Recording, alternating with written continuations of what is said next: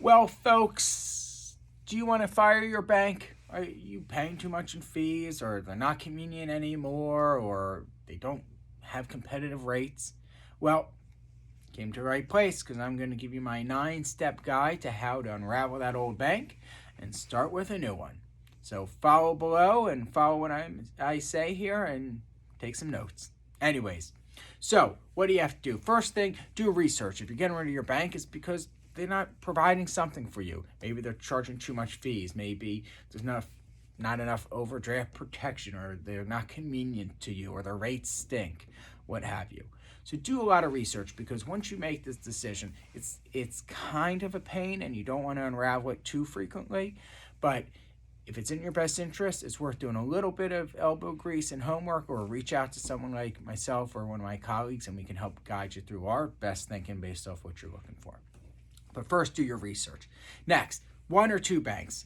I say 2, which is what I use, but I only use one checking. Because I like to have a brick and mortar for convenience, and then I have my online savings account I attach to it, and that gives me the best rates on my cash savings that I don't need on a day-to-day checking. Next, step 3, connect electronically your bank account, your new checking account, let's call it, with your old account if you can. So if it's at another bank that has that capability, and your savings account. You're going to want ease of use to move money back and forth through this process, and the best way you can do it is if you can do online transfers. Now comes the fun part. It's time to take inventory. I'd go download your last year's worth of statements, spend 20 minutes on a nice bottle of red. I can give you some recommendations if you want there, and start highlighting or writing on a ledger every withdrawal or deposit that's set up automatically. So whether it's Social Security or your paycheck coming in each month, and then what goes out. For me, it's a bunch of credit cards that automatically go out. It's my mortgage, my home insurance, my utilities. So take a lot, because most of these are going to come monthly. I say do a year's worth because there's plenty of things that aren't monthly. For instance, my Easy Pass. Whenever I hit some new spending threshold, it replenishes and it just automatically goes to my checking account. Things like that. Your tax returns, maybe your old account's there. So just look at what's been dropped in and pulled out so you can make sure that you have that tuned up.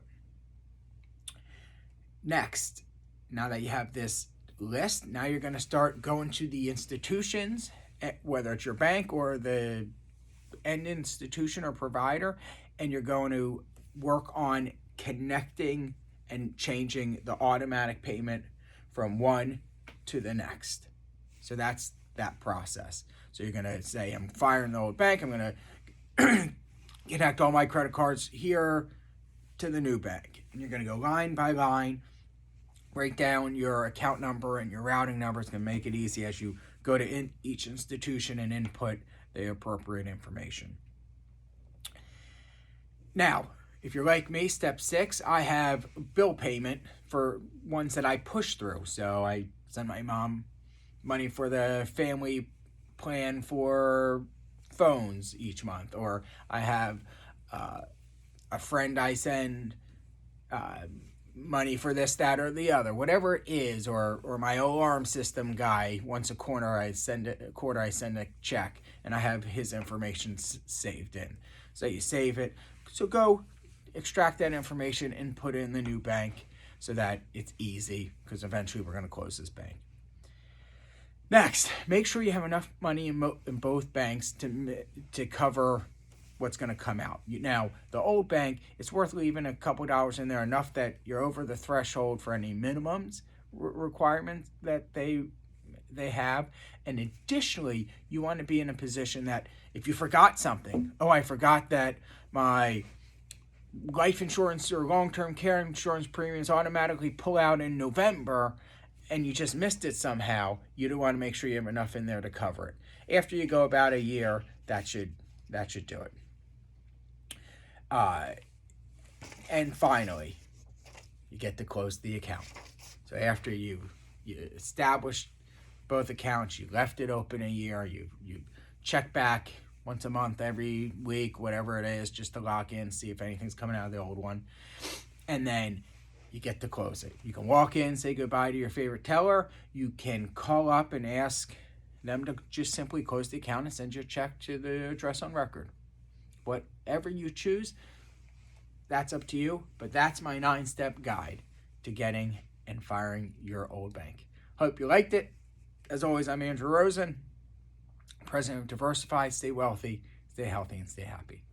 Take care.